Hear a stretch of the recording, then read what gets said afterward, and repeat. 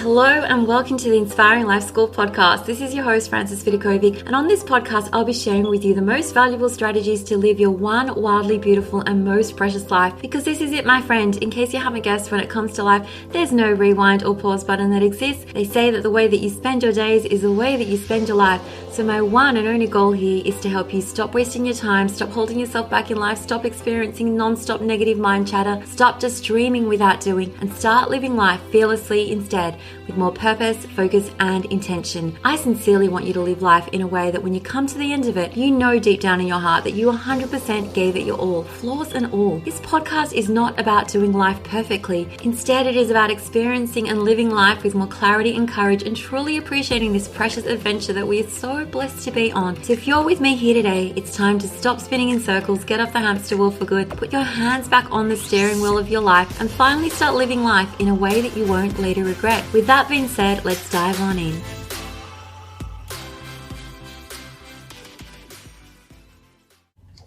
Hello, my friend, and welcome to the Inspiring Life School podcast. I'm your host, Frances Vidakovic, and today's episode is all about focusing on one specific lesson that I want you to walk away with, and I want you to truly understand this fact, that you will always find what you're actively looking for.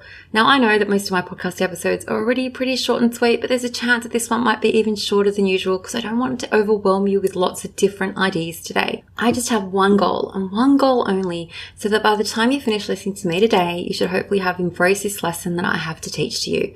So the best way for me to illustrate this lesson is by sharing with you an example from my own life. And this example just actually took place in my life the other day on the weekend.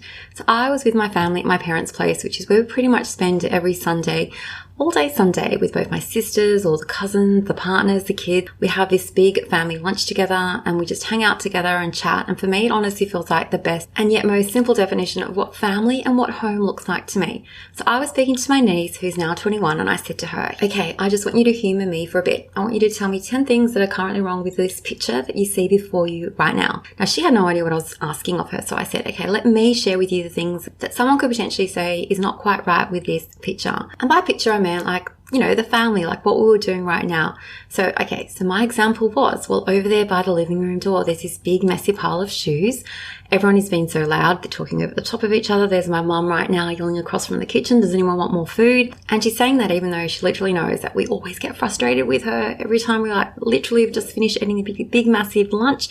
And she's trying to offer us more food. It never ends, because we definitely don't want any more food. And no one right now is being really quiet, even though little Skylar, my little grandniece, is sleeping and she's having her little day nap in the next room. The day is really hot because it's summer here in Sydney. My parents don't even have aircon and so on. It just took a few minutes for me to quickly mention all the things that we could potentially complain about. And then I said to her, now let's see if we can quickly find 10 things that are actually perfect about this situation right now. And those also quickly came to me. There's the fact that we have made the time to be together every Sunday. It's a gift. To have 3 sisters who still love each other and hang out at least once a week is a gift. Both my parents are both healthy and alive, and we're just all enjoying each other's company. We're here together. The food that my mum is always trying to offer us is overflowing. I mean, there are people in this world that do not have that privilege. And then there are my parents, who are actually great grandparents. So they haven't just filled the house with little grandchildren. There's one little great grandchild, my great niece. I mean, how lucky are they? I never got to know my great-grandparents, and it's also summer, my favorite season of the year. There's this cool breeze blowing in from the balcony that feels so amazing. And this is where I shared with my niece. So once I came to this list, we had a list of things that we could complain about and a list of things that we could consider to be amazing. That both those lists can be true at the same time, but it all depends on what you're actively looking for in any situation. Because here's the fun fact, and the thing that I want you to understand after listening to this episode: what you are looking for is what you will find, because our brains are funny like that. If I was to ask you to mention 5 flaws about your kids or your partner, I'm sure you'd probably be able to rattle them off really quickly to me. And the same goes when it comes to 5 special things about a person. Or isn't it interesting if it takes you a little bit longer to come up with those 5 special things? And the big question that I want you to ask yourself now is, what are you actively focusing on each day? The good stuff or the bad stuff? Because I promise you, your attitude is going to 100% impact your experience in life. If you choose to look at things and people with a critical eye, you're always going to find things to be critical about. And if you choose to look at things with a grateful and loving eye and heart, you're always going to find something to be grateful for, because it's all a matter of perception and what you are choosing, actively choosing to look for in life. life. So this is a question that I really want you to stop and ask yourself. What are you actively looking for when you go about your days? Is it the things that you can celebrate or the things that you think you need to improve or change or do better? When your kids are just doing their normal kid stuff, do you focus on everything that they're doing right or all the things that they're doing wrong? Okay, because you're always going to find both. You're going to find the things they're doing right and you're going to find the things that they're doing wrong. And when you look at your house, do you see all of its beauty or all of its flaws? Once again, you're going to find what you are looking for.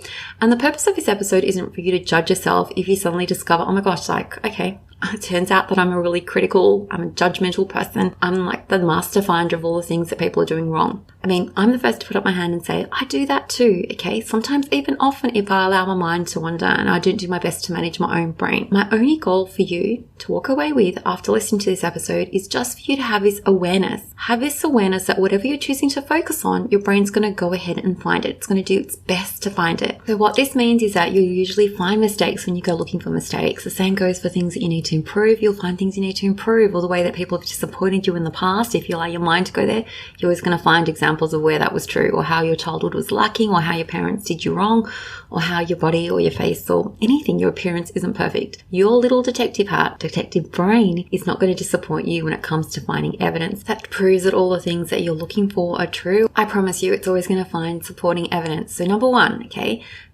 please be aware that what you're looking for, you're usually going to find. Number two, before I end this episode, I want to ask you a powerful question. And this one question is going to help you switch your focus from thinking negative things or looking for negative things to something more positive. And the question is this: tell me what you gain from focusing on all the negative things around you. So the question was, tell me what you have to potentially gain from focusing on all the negative things around you. Does it make you feel better? Okay, if we're honest, you're probably going to have to say no. Does it improve your relationships? Usually no. Does it make you feel inspired to do great things in the world? Usually no. I mean, you might think that hating on your body or on your family or on your partner and your home, your kids, is going to force them and you to change, but it never, ever, ever works out that way. You cannot create a loving relationship with anything or anyone when it's fueled by criticism and hate and negative emotion. So if you aren't gaining anything positive from viewing things from this negative Nancy perspective, can you think of any good reason why you would want to continue doing that? Like, be honest with yourself. Why would you want to continue doing something that makes you feel really crap? Especially when we now know that nothing really good comes from feeling bad, okay? So the next time you notice that your brain is doing that negative thing, I want to offer you the quickest mindset hack that I have, and it really is so simple. If your brain is focused on or zeroing in on what is wrong, just stop and ask yourself this question. What is perfectly fine in this moment? Okay, in this very moment.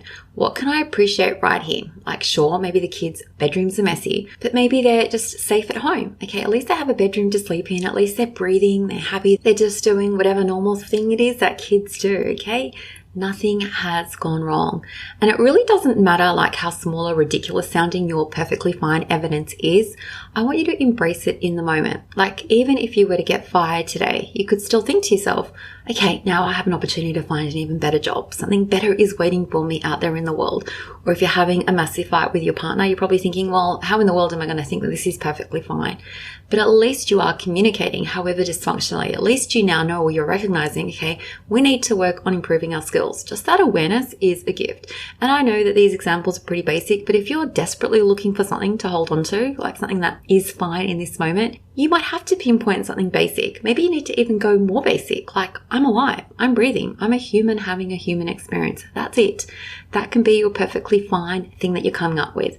I'm alive, I'm breathing, and I know that I have what it takes to get through this day, however hard it is. And so, my friend, that's it for today's really short and sweet lesson. I want you to just know that whatever you're looking for, you're always going to find evidence of that. So if you're constantly feeling crappy or stressed or unhappy in life, there's just a good chance you need to change what you are focusing on.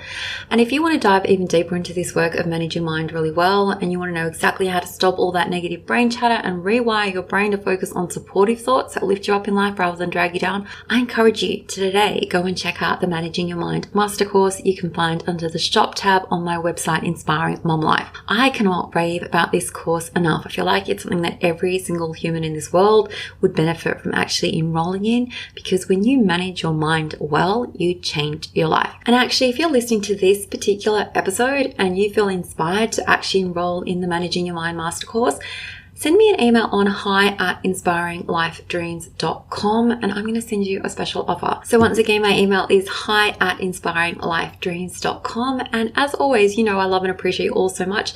And until next time, much love, and I can't wait to catch up with you on the next one. Until then, take care, my friend.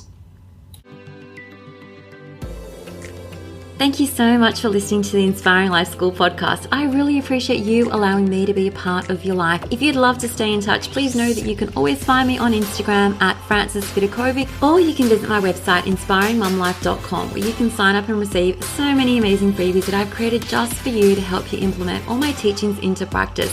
There you'll also find all my online courses, resources and programs that I've created to help you up-level your life in seriously the simplest way possible, so that you can ultimately create for yourself a life that feels simpler, lighter, and allows you to show up in a way that you love as your best and most authentic version of yourself. Now remember, this podcast is all about not just dreaming but also doing, because to create true sustainable change in your life, you need to be willing to do things differently. And that's what I'm here to support you to do every single step along the way, so that you too can begin to live your one wild and precious life with less stress, less overwhelm, less drama, and instead with zero regrets. Finally, if this podcast resonates with you at all and you appreciate the content, I would absolutely love for you to show your support by leaving me a review on Apple Podcasts. I'm on a mission to help more people wake up to the preciousness of life and to help them live their days with more intention and purpose, and your review will help make this goal of mine possible. Well, once again, thank you so much. I have loved spending this time with you, and I look forward to connecting with you again. I am Frances Vidakovic, and you have been listening to the Inspiring Life School podcast.